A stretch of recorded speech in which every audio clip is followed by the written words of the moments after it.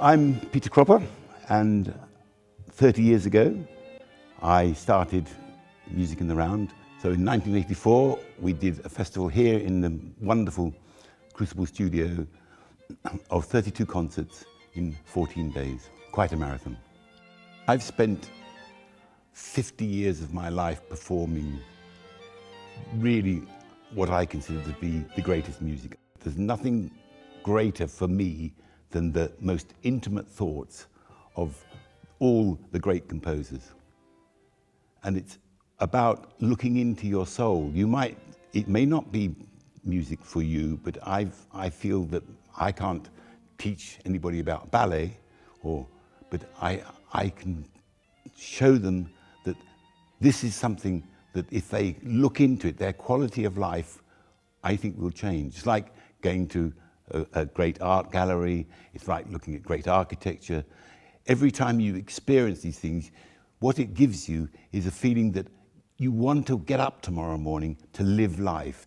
If you go and play a late Beethoven quartet to 5-year-old kids, they're absolutely transfixed. They have no preconceived ideas that this is difficult music. They understand that there's something great going on.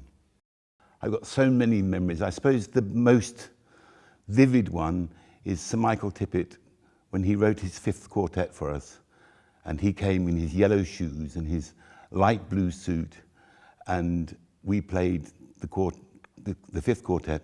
I mean, the first time we played the piece through to him, I remember his face, the muscles in his face just twitching very, very, very slightly as he was reliving the music.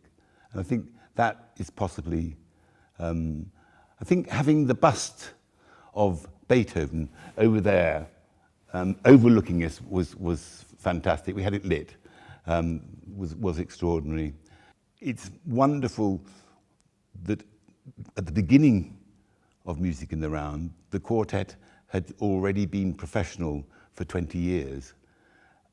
Now we're in a position for the next 30 years to build young people to continue the tradition being a love of music, a love of wanting to share it with other people, and not to create perfection.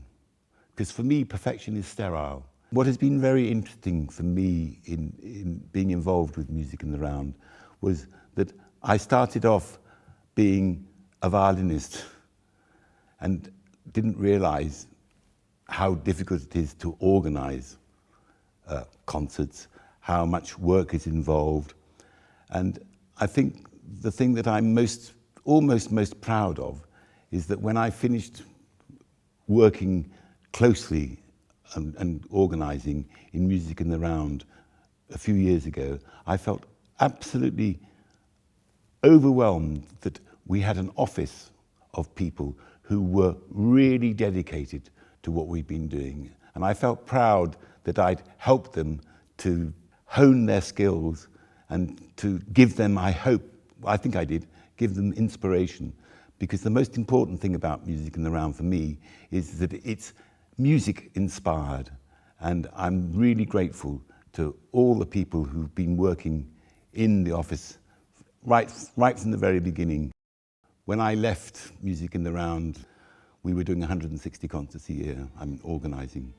So no, I had no idea it was going to be anything like that in 1984, but I'm really excited about how it's gone and how it's going now.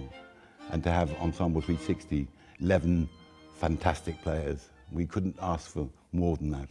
Chamber music has an audience, average audience, of 0.1% of the population.